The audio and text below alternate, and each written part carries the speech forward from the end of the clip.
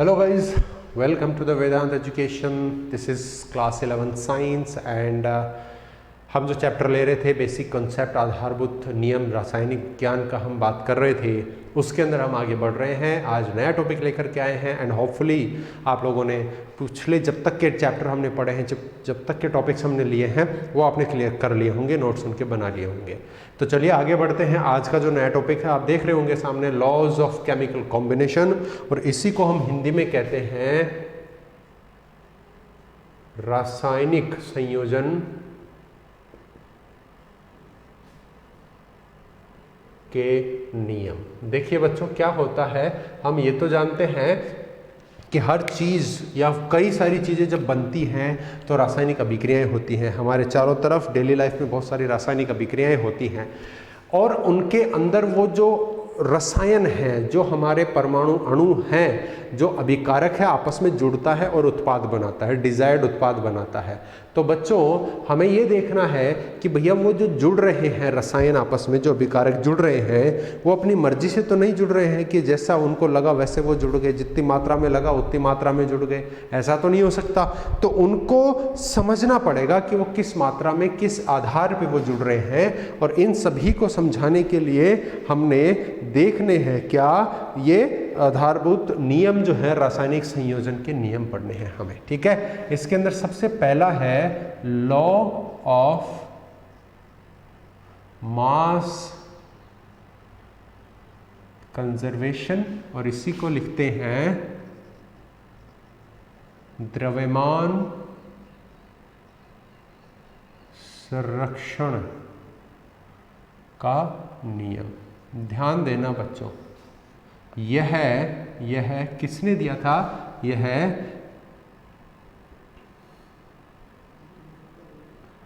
लेवोइजर ने दिया, जो रसायन विज्ञान के पिता कहलाते हैं लेवोइजर। उसने क्या दिया था? ये द्रव्यमान संरक्षण का नियम दिया था। अब बच्चों बहुत ही साधारण भाषा में समझने की कोशिश करना। आप लोगों ने 10वीं तक पढ़ा होगा कि ऊर्जा जो होती है उसको हम नष्ट भी नहीं कर सकते और उत्पन्न भी नहीं कर सकते। तो फिर क्या कर सकते हैं? उस ऊर्जा के हम एक से दूसरे रूप में परिवर्तन कर सकते हैं, यही कर सकते हैं। और अगर हम उसको नष्ट और उत्पन्न नहीं कर सकते तो इसका मतलब क्या है? हमारे ब्रह्मांड में जितनी ऊर्जा कल थी उतनी आज है और उतनी कल रहेगी। समझ में आ रही है बात? सेम वही चीज़ किस पे लागू होती है? द्रव्यमान पे लागू होती है, मास पे लागू होती है, क्योंकि बहुत सारी केमिकल रिएक्शंस, घटनाएं घटती रहती है हमारे चारों तरफ। तो हम ये सोचें कि अगर बहुत सारे प्रोडक्ट बन रहे हैं तो हमारे ब्रह्मांड में द्रव्यमान बन रहा होता, और आज तक तो पूरा ब्रह्मांड जो है वो पदार्थ से भर जाता, उसके द्रव्यमान से भर जाता है। लेकिन ऐसा नहीं है। क्यों? क्योंकि जितना उस रिएक्शन में हमने अभिकारक डाला उतना ही हमें उत्पाद मिलेगा, मात्रा द्रव्यमान उसकी सेम रहेगी। इसलिए हम कह सकते हैं कि जो द्रव्यमान है वो ब्रह्मांड में संरक्षित है बच्चों, ना बढ़ रहा है, ना घट रहा है, ना बन रहा है, ना कम हो रहा है। समझ में आ रही है बात? इसी को द्रव्यमान संरक्षण का नियम कहते हैं। तो इसके अनुसार पदार्थ का द्रव्यमान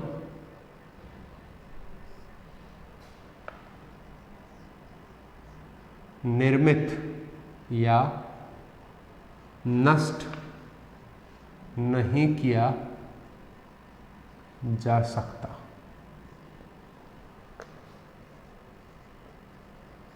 जबकि पदार्थ के एक रूप से दूसरे में परिवर्तन होता है। ये लो जी, इसका मतलब क्या हुआ? पदार्थ का द्रव्यमान कभी नहीं बदलेगा, अतः द्रव्यमान निश्चित रहता है। बच्चों यही है आपका नियम, आपका नहीं है, लेवोइजर साहब ने दिया था, ये है ना, फादर ऑफ केमिस्ट्री लेवोइजर। ठीक है, अब देखिए इसमें अगर अपन एग्जाम्पल लेते हैं, एक एग्जाम्पल है कि बच्चों H2 + Cl2 मिलके क्या देते हैं, HCl देते हैं। देखो इसका द्रव्यमान अगर आप देखोगे किसका? हाइड्रोजन का। अरे आप तो बड़े जीनियस हैं, बताओ एक हाइड्रोजन का कितना होता है? एक। या कितने हैं? 2। तो इसका कितना हो गया? 2। इसमें देखिए एक Cl का कितना होता है? 35.5 होता है, और यहाँ कितने हैं? 2 हैं, तो कितना हो गया? 71। हाइड्रोजन का कितना है? 1, और Cl का कितना है? 1 + 35.5 कितना आ जाएगा? 36.5 आ जाएगा। अब बताओ जितना द्रव्यमान आपने दिया उतना मिला कि नहीं मिला? देखिए जरा, टोटल हमने 71 + 2 कितना हो गया? 73 लिया था ना अभिकारक के रूप में, लेकिन मिला कितना? 36.5। इसका मतलब गड़बड़ है, लेवोइजर साहब का हम पालन नहीं कर रहे हैं, रुष्ट हो जाएंगे, वो नाराज हो जाएंगे, गड़बड़ हो जाएगी। तो ध्यान दो इस बात पे, ये 73 है दोनों अभिकारक, तो इसको भी हमें 73 करना है, मतलब इसको मैं क्या कर दूं? 2 से गुणा करके क्या कर दूं? 73 कर दूं।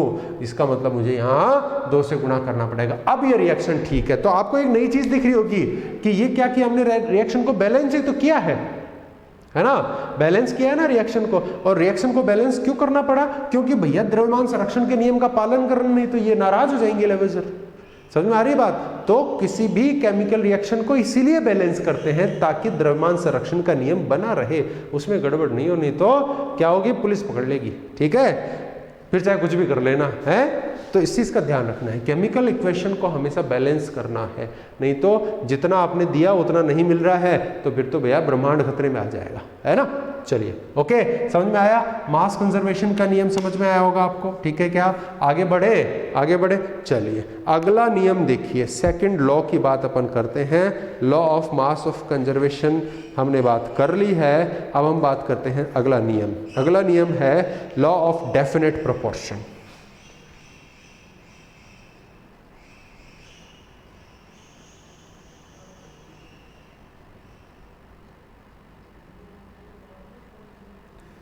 इसका क्या मतलब है? ठीक है,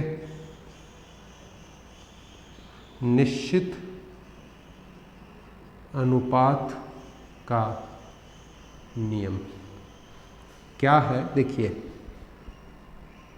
यह नियम प्राउस्ट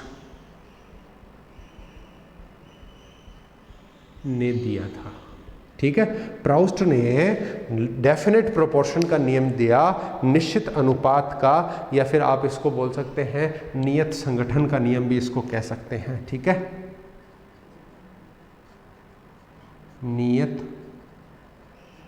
संगठन का नियम भी इसको कह सकते हैं। ठीक है, देखें क्या होता है नियम। इसके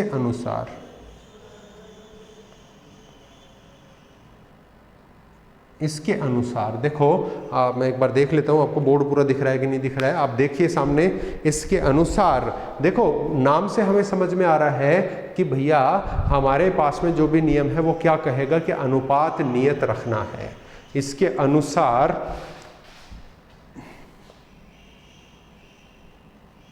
किसी यौगिक में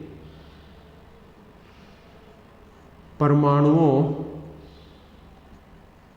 का भार का अनुपात हमेशा नियत रहता है, चाहे उसका उद्गम भिन्न हो। ध्यान देना बच्चों बात पे। बात क्या है कि कोई भी यौगिक आपने बनाया, ठीक है ना, कोई भी यौगिक आपने बनाया तो वो यौगिक चाहे आप किसी भी स्रोत से बना लें, है ना, उसका उद्गम चाहे कुछ भी हो, उसमें जो भी आपके परमाणु हैं उनका भार का अनुपात हमेशा निश्चित रहेगा। एग्जाम्पल, जल के स्रोत भिन्न भिन्न होते हैं, परंतु इसका अनुपात हमेशा नियत है। देखो, ये तो मैंने ले लिया स्रोत, ये है नल से लिया, नदी से लिया, तालाब से लिया,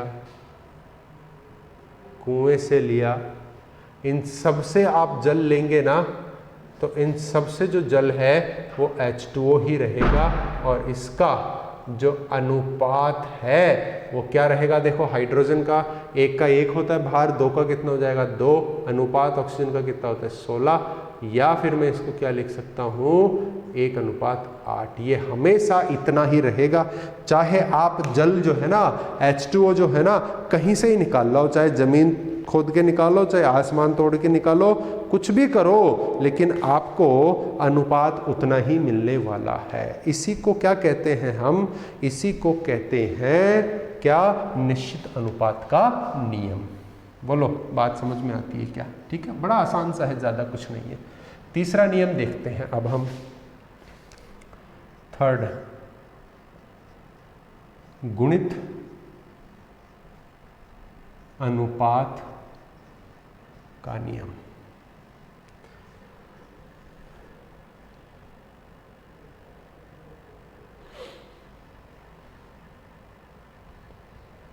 गुणित अनुपात का नियम, लॉ ऑफ मल्टीपल प्रोपोर्शन। ध्यान देना बच्चों, पहली बात यह है किसने दिया, लेवोइजर ने मास कंजर्वेशन दे दिया, डेफिनेट प्रोपोर्शन किसने दे दिया, प्राउस्टन ने दे दिया, और तीसरा जो आता है ये किसने दे दिया, डाल्टन ने दिया। यह डाल्टन ने दिया था। ठीक है, अब देखो इसके अनुसार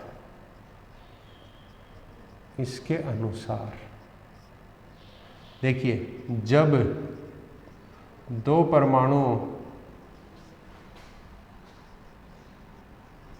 भिन्न भिन्न यौगिक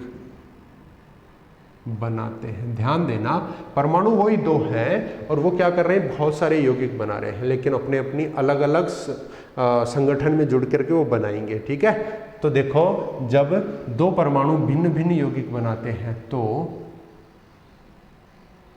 पहले परमाणु के भिन्न भारों का अनुपात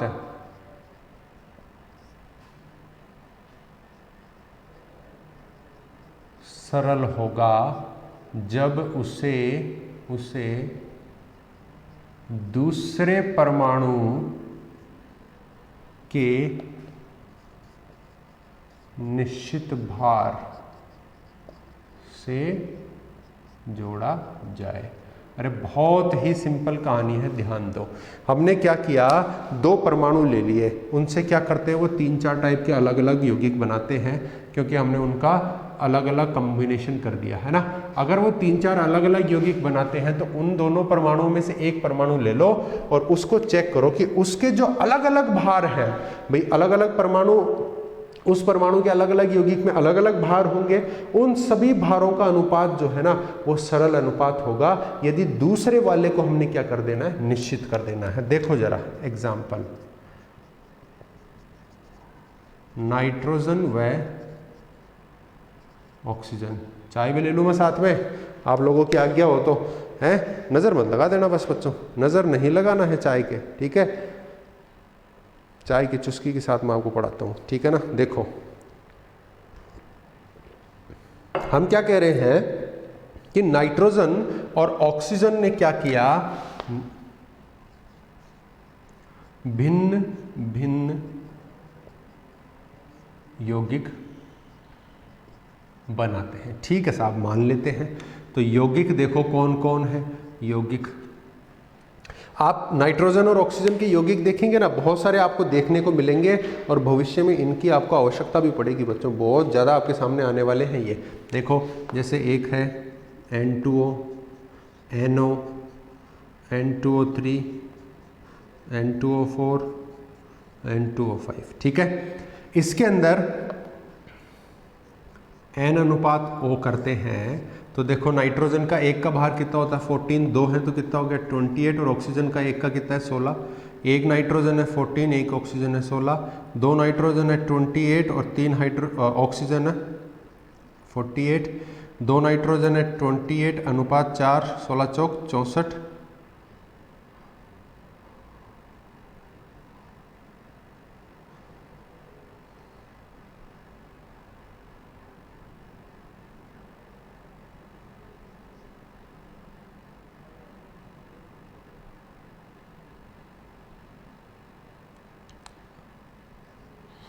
ठीक है, और ये नाइट्रोजन 2 है 28, 80। तो ये क्या किया हमने, ऑक्सीजन और नाइट्रोजन से बनने वाले अलग अलग उत्पादों को देखा, ये रहे, इनमें नाइट्रोजन और ऑक्सीजन के अनुपात देखे। ठीक है, इन दोनों में हमने इनके अनुपात देखे, और उन अनुपातों में जब आप गौर करेंगे तो आपको नजर आएगा कि ऑक्सीजन के कुछ अनुपात हैं, नाइट्रोजन के कुछ अनुपात हैं।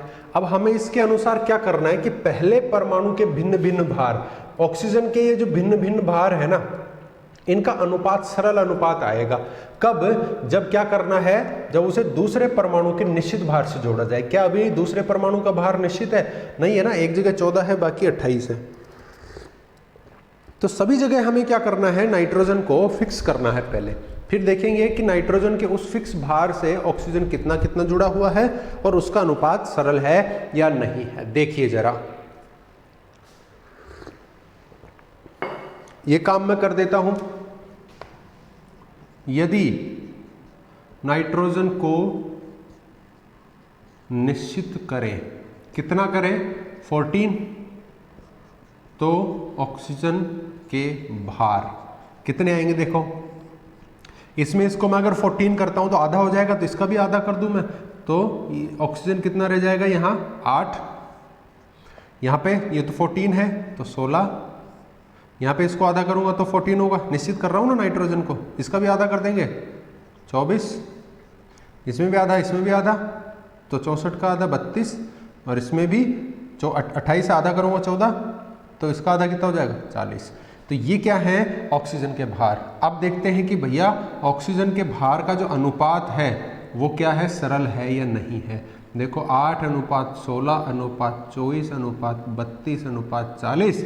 आप देख लो क्या हो सकता है, 1 अनुपात 2 अनुपात 3 अनुपात 4 अनुपात 5। और आप देखेंगे कि भैया वाकई में आपने तो कमाल कर दिया, ये तो क्या हो गया है, कमाल हो गया है। अनुपात कैसा आ रहा है, निश्चित आ रहा है। वाह वाह वाह वाह, मजे आ गए हैं। अरे ध्यान दो, अब इस ऑक्सीजन का अनुपात हर यौगिक में एक कैसा सरल अनुपात आ रहा है, यदि नाइट्रोजन को हमने निश्चित कर दिया कितना, 14। यही क्या है, आपका गुणित अनुपात का नियम है। समझ में आ गया होगा,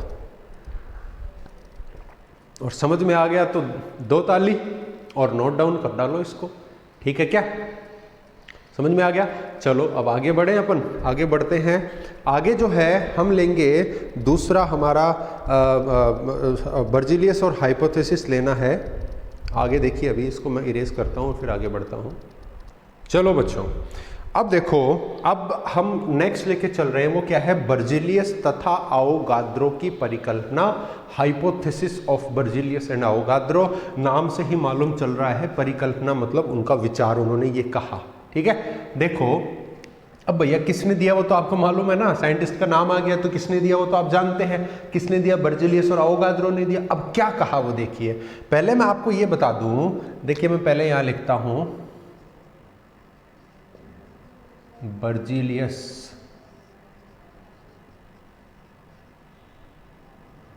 की परिकल्पना। अब आप गौर से सुनना मेरी बात।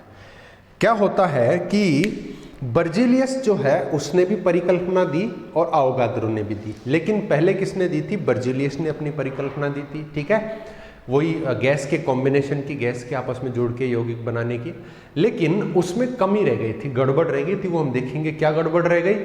जय हो बर्जीलियस बाबा की, है ना, गड़बड़ कर दी इसने।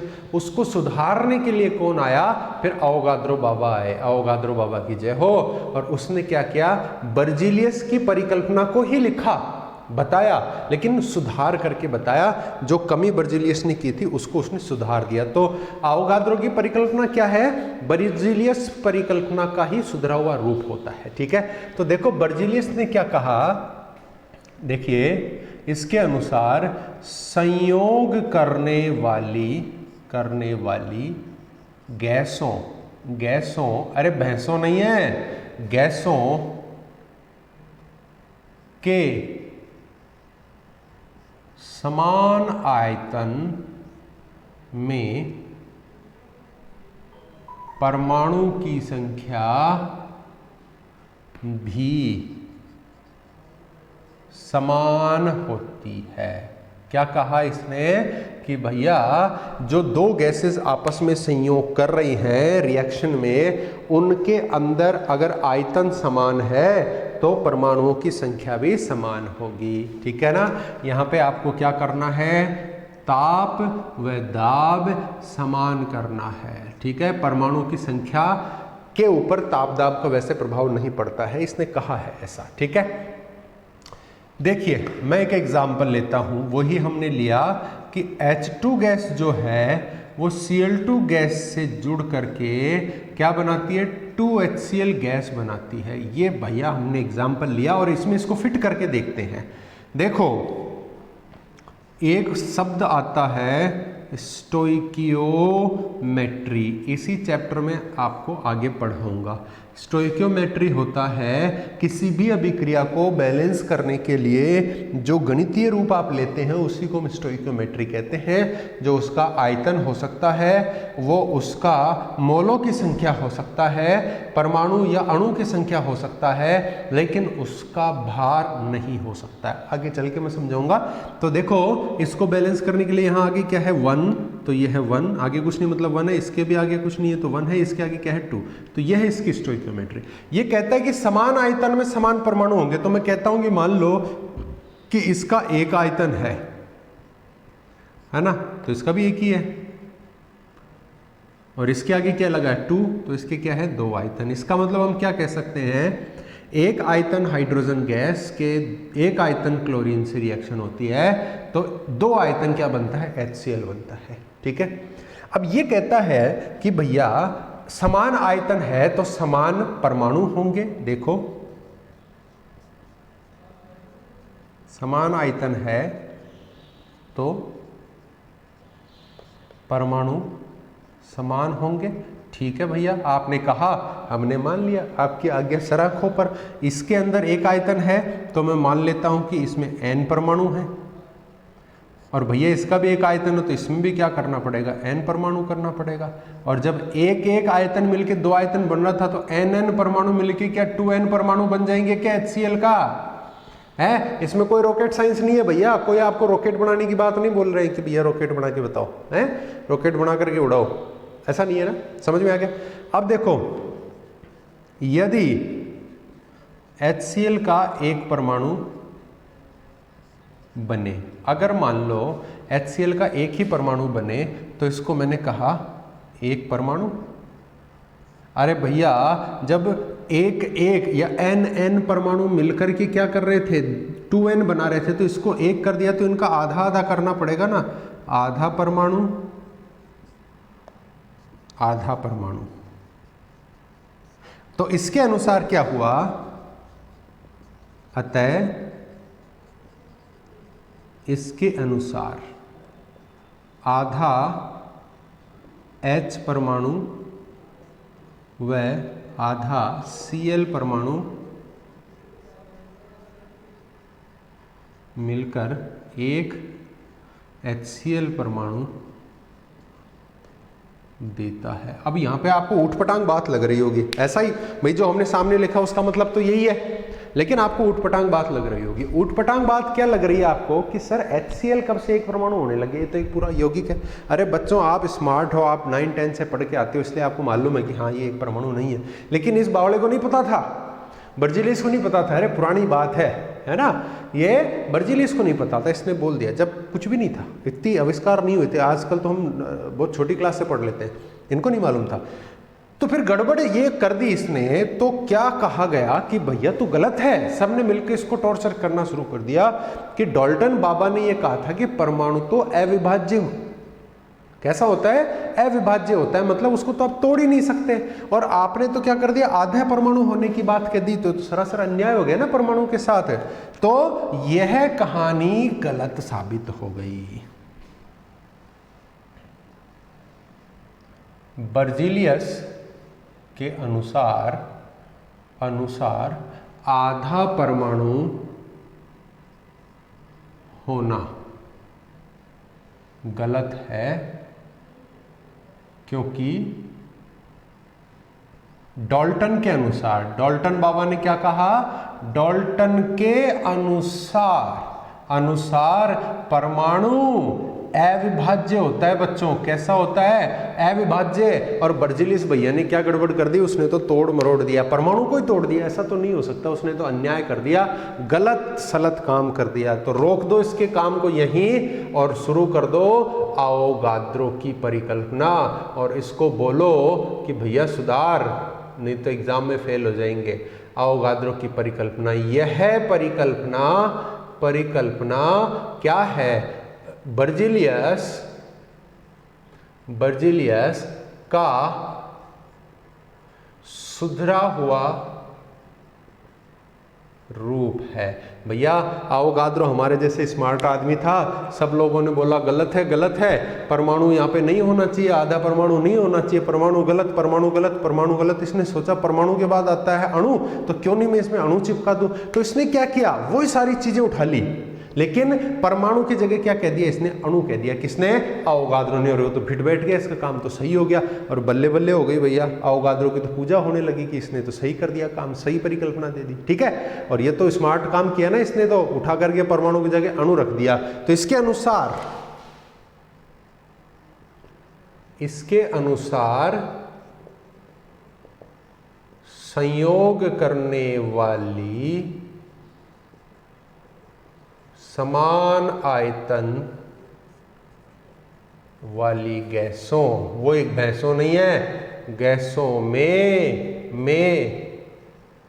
अणु समान होते हैं। अरे भैया मौके का फायदा उठा लिया, चौका मार लिया। मैं उसी एग्जाम्पल को वापस लिखता हूं, क्या लिखता हूं, H2 gas plus Cl2 gas क्या दे रहा है, 2HCl गैस दे रहा है। देखो इसका एक आयतन है, क्या इसका एक आयतन, इसका भी एक ही आयतन है, और इसके कितने आयतन बन रहे हैं, 2 आयतन बन रहे हैं। अगर अवोगाद्रो की बात माने तो समान आयतन में समान अणु, तो इसका एक अणु मिलेगा, इसका भी एक अणु, मैंने n मान लिया है, तो दोनों के समान कर दिए ना, समान आयतन समान अणु कर दिए। तो एक एक आयतन 2 आयतन बना रहा है, तो n अणु क्या बनाएगा, 2n अणु HCl का बना देगा। ठीक है, HCl बराबर एक अणु करूं तो क्या होगा, ये लो एक अणु। ठीक है, तो मैंने 2n को 1 कर दिया, तो n को हाफ करना पड़ेगा ना, आधा अणु। अरे कोई प्रॉब्लम नहीं है, अणु को तो तोड़ा जा सकता है। इसके अनुसार क्या हुआ, यहां लिखूं, इसके अनुसार आधा H2 अणु प्लस आधा Cl2 अणु देता है एक अणु HCl। अरे ये बात सही है, यह सही है, क्योंकि अणु आधा हो सकता है। ठीक है, और आधा अणु मतलब हाफ अणु, मतलब एक परमाणु। अरे भैया इसने परमाणु के वापस परमाणु पे बात ले गया, तो ध्यान दो क्या कर दिया इसने, आधा H2 का अणु है, मतलब एक H परमाणु प्लस आधा Cl2 का अणु। अरे भैया अणु क्या होता है, परमाणु प्लस परमाणु अणु बनता है ना, तो आधा परमाणु मतलब एक अणु H का हो गया, एक Cl का परमाणु हो गया, क्या दे देगा, आधा H2 अणु मतलब एक H का परमाणु, आधा Cl2 अणु मतलब एक Cl का परमाणु, क्या दे रहा है, एक HCl अणु, एक HCl अणु। ये लो, ये हो गई अवोगाद्रो की परिकल्पना और इसने सारी बात फिट कर दी कि भैया अगर गैस जो संयोग कर रही है उनका आयतन समान है तो उनके अंदर अणुओं की संख्या भी समान होगी। कहाँ ध्यान है तुम्हारा? बराबर बराबर होने वाली है, तो घबराने की बात नहीं है। बड़ी ही सुंदर तरीके से इसने अपने आप को सिद्ध कर दिया साइंटिस्ट के रूप में। बर्जिलिस भैया की जो हाइपोथेसिस थी उसको चुरा लिया, ठीक है, और उसी को सुधार करके सामने रख दिया कि ये लो भैया मैंने भी काम कर दिया अपना, ठीक है, और अपन ने भी अपना काम कर लिया है। समझ गए क्या? समझ में आती है बात? चले आगे, थोड़ा सा आगे और बढ़ते हैं, एक कदम और बढ़ाते हैं आगे, और आगे अपन देखते हैं इसकी जो परिकल्पना है, इसके एप्लीकेशंस, है ना, अनुप्रयोग। अरे पहला जो अनुप्रयोग है ना बहुत ही सुंदर है, क्या? परमाणुकता। परमाणुकता तो आपको पूछ लेगा कि भैया H2 की परमाणुकता कितनी है? 2 है। बिल्कुल बेझिझक होके बोलिए, क्योंकि परमाणुकता किसी अणु में उपस्थित परमाणुओं की संख्या उसकी परमाणुकता होती है, ठीक है। फॉर एन एग्जाम्पल अगर आप बोले H2 तो इसकी कितनी है? 2, Cl2 2, आप बोले ऑक्सीजन की 2, ओजोन O3 की 3, HCl की 3, आप बोले NH3 3 हाइड्रोजन 1 नाइट्रोजन 4, ये सब हो गई परमाणुकता, ठीक है। आपको मेरे ख्याल से दिक्कत नहीं आएगी परमाणुकता में, ठीक है। दूसरा अनुप्रयोग देखें क्या? दूसरा अनुप्रयोग देखिए, वाष्प घनत्व। ये क्या होता है? वेपर डेंसिटी, और इसको शॉर्ट में क्या लिखते हैं? VD, ठीक है। तथा अणुभार में संबंध, क्या रिलेशन है? Molecular weight. अणुभार को MW भी लिखते हैं, ठीक है बच्चों। तो अब ये जो अवोगाद्रो की परिकल्पना है इसका अनुप्रयोग, दूसरा अनुप्रयोग हम देखते हैं, और काफी इंपॉर्टेंट है। आपको इस पे क्वेश्चन पूछेगा, डायरेक्ट क्वेश्चन पूछता है बच्चों, ठीक है ना। तो वाष्प घनत्व मतलब किसी भी गैस क्या है? वाष्प के रूप में होती है, तो उसका घनत्व और उसके अणुभार में क्या संबंध है वो अपने को पढ़ना है, ठीक है। अब देखिए हमारे पास एक फॉर्मूला है कि भैया जो वाष्प घनत्व होता है वो क्या होता है? देखिए, किसी गैस का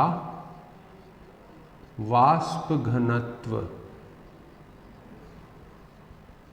उस गैस के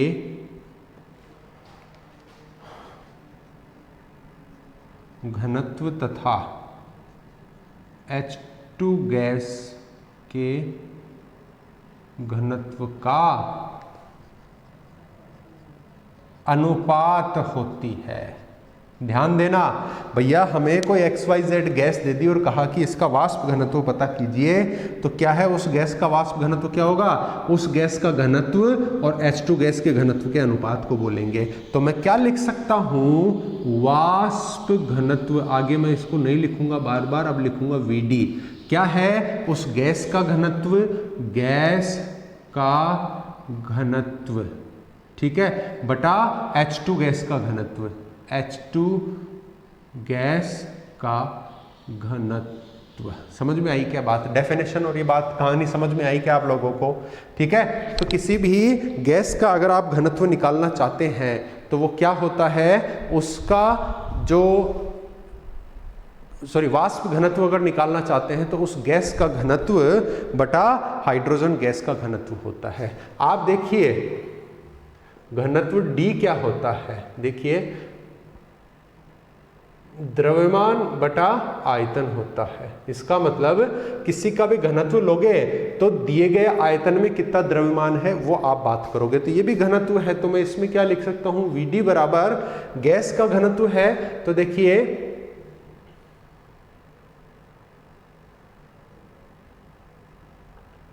V आयतन पर गैस का घनत्व, ठीक है भैया, घनत्व क्या होता है, द्रव्यमान बटा आयतन। इस आयतन पर द्रव्यमान जो है वही क्या होता है, घनत्व। और यहाँ क्या है, गैस का घनत्व। तो क्या करेंगे, v आयतन पर गैस का घनत्व, और उतना ही आयतन मैंने किसका ले लिया, हाइड्रोजन का ले लिया। तो देखो v आयतन पर H2 का घनत्व, सॉरी द्रव्यमान आएगा ना, अब तो द्रव्यमान है, द्रव्यमान, इस आयतन पर द्रव्यमान को ही घनत्व बोलते हैं। तो v आयतन पर गैस का घनत्व क्या हो जाएगा, उस गैस का द्रव्यमान। v आयतन पर H2 का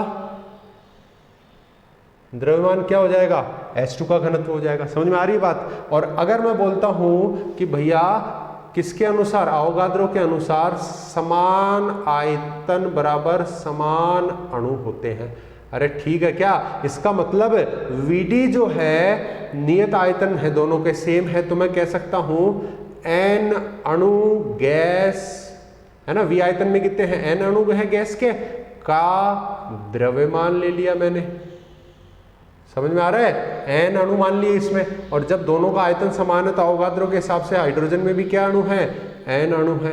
तो n अणु H2 का द्रव्यमान। बोलो समझ में आ रही है कि नहीं आ रही। यहां पे अवोगाद्रो आ गया ना बीच में। अगर मैं बोलता हूं n = 1 तो Vd क्या हो जाएगा, n = 1 हो जाएगा। तो गैस का द्रव्यमान हो गया, यहां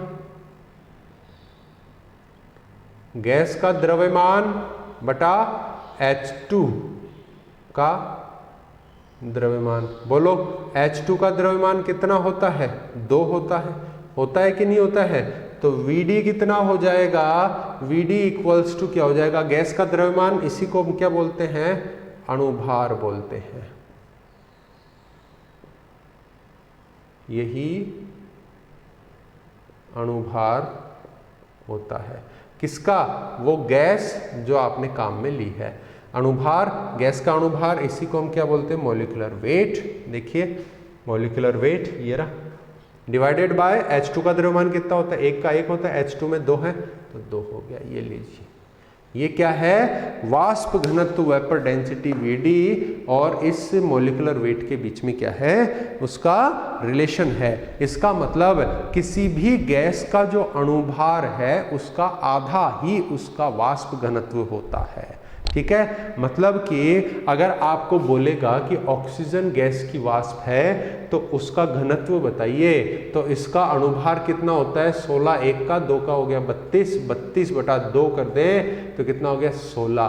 तो ऑक्सीजन गैस का जो वाष्प घनत्व है वो कितना हो जाएगा, 16 हो जाएगा, 16 हो जाएगा, क्योंकि इस रिलेशन से आप निकाल सकते हैं। बोलो आपको समझ में आया कि नहीं आया। तो ये क्या थे, अवोगाद्रो का जो नियम है उसके 2 अनुप्रयोग थे, और होपफुली आपको ये समझ में आ गया होगा। बड़ी खुशी हो रही है कि आप लोगों को ये समझ में आया है ना। वापस से देखेंगे इसको, देखो किसी गैस का जो घनत्व है वो और उस हाइड्रोजन गैस का घनत्व का अनुपात आप लेते हो तो उसका वाष्प घनत्व हो जाएगा, वो ही निकालना है हमें। घनत्व क्या होता है, द्रव्यमान बटा आयतन, मतलब किसी निश्चित आयतन पर गैस का द्रव्यमान। तो ये क्या हो जाएगा, मैं निश्चित आयतन क्या ले रहा हूँ, V, तो इस गैस के V आयतन में जो द्रव्यमान होगा वो इसका घनत्व है। तो V आयतन गैस का द्रव्यमान और V आयतन हाइड्रोजन का द्रव्यमान क्या हो गया, इसका घनत्व हो गया। अगर मैं कहता हूँ कि भाई अवोगाद्रो ये कहता है कि समान आयतन है तो परमाणु अणुओं की संख्या समान, दोनों का आयतन समान है, तो इसमें भी n अणु इसमें भी n अणु, तो ये जो द्रव्यमान है किसका हो गया, n अणु का द्रव्यमान, और n अणु हाइड्रोजन का द्रव्यमान। अगर n को 1 रखता हूं तो ये गैस का द्रव्यमान बटा H2 का द्रव्यमान, और फाइनली आप निकाल सकते हो। ठीक है, तो अवोगाद्रो तक की परिकल्पना हमने पढ़ी है और उसके 2 अनुप्रयोग किए हैं। आपको बहुत इंपॉर्टेंट है, डायरेक्ट यूज में आता है आगे क्वेश्चंस में। इवन दो आपके कंपटीशन एग्जाम में भी इनके क्वेश्चंस डायरेक्ट पूछे जाते हैं, हम भी प्रैक्टिस करेंगे। चलिए तब तक के लिए धन्यवाद, आपने ये देखा, पॉज कीजिए, नोट्स बनाइए और अच्छे से पढ़ते रहिए। हम मिलेंगे नेक्स्ट लेक्चर के अंदर अगले टॉपिक के साथ, और जल्दी ही हम ऑफलाइन क्लास में मिलेंगे और बहुत मजा आने वाला है आप लोगों के साथ पढ़ करके। चलिए तब तक के लिए धन्यवाद, मिलते हैं अगले लेक्चर में।